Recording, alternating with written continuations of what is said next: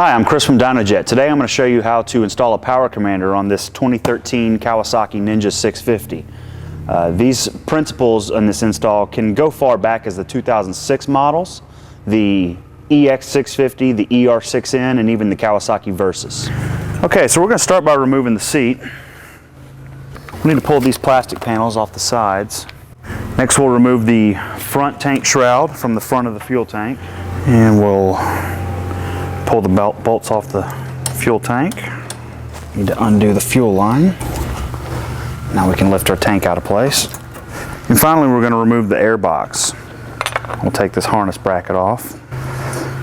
Go ahead and disconnect the ECM. And disconnect the intake air temp sensor. Now once we've loosened up the mid-fairing enough to move this plastic out of the way, we can access the hose clamps at the bottom of the airbox that are clamping the airbox to the throttle bodies through this small grommet here in the side of the frame. You can use a long 3mm Allen wrench to go through the grommet into the bolt on the hose clamp, and just give it about 5 or 6 turns outward to loosen the hose clamps. Now we can lift the entire airbox out. Okay, so now that we have our fuel tank, airbox, and seats removed, and the various panels, we'll need to route our harness. We're going to store the module back here in the tail section near the toolkit. You can use the Velcro to secure the module in the tail. Make sure to use the alcohol swab to clean the surface before you apply the Velcro.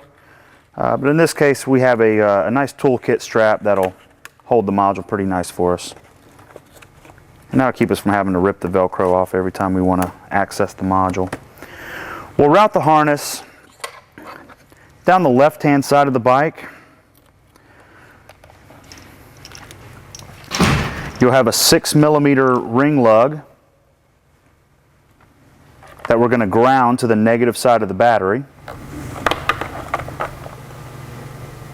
Now that we've got the harness grounded to the battery, the first set of connections we'll come to is our fuel injectors. We'll have a left side and a right side fuel injector. We're going to plug our power commander injector leads with the orange colored wires in line with the left fuel injector, and we'll plug the harness injector leads with the yellow colored wires in line with the right fuel injector. Okay. Now that the injectors are connected, we can connect our throttle position sensor connectors. This is the pair of black 3-pin connectors. The bike's throttle position sensor is down here on the left-hand side of the throttle bodies. Make no mistake, of the secondary throttle position sensor with the black connector, we're going to be plugging in line with the primary throttle position sensor at the bottom with the gray connector.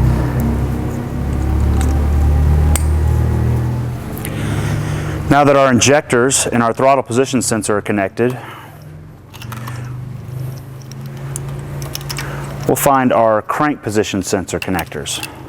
You can trace the harness all the way up behind the engine to this black 3-pin connector here, and that's where we're going to plug in line the crank connectors for the power commander.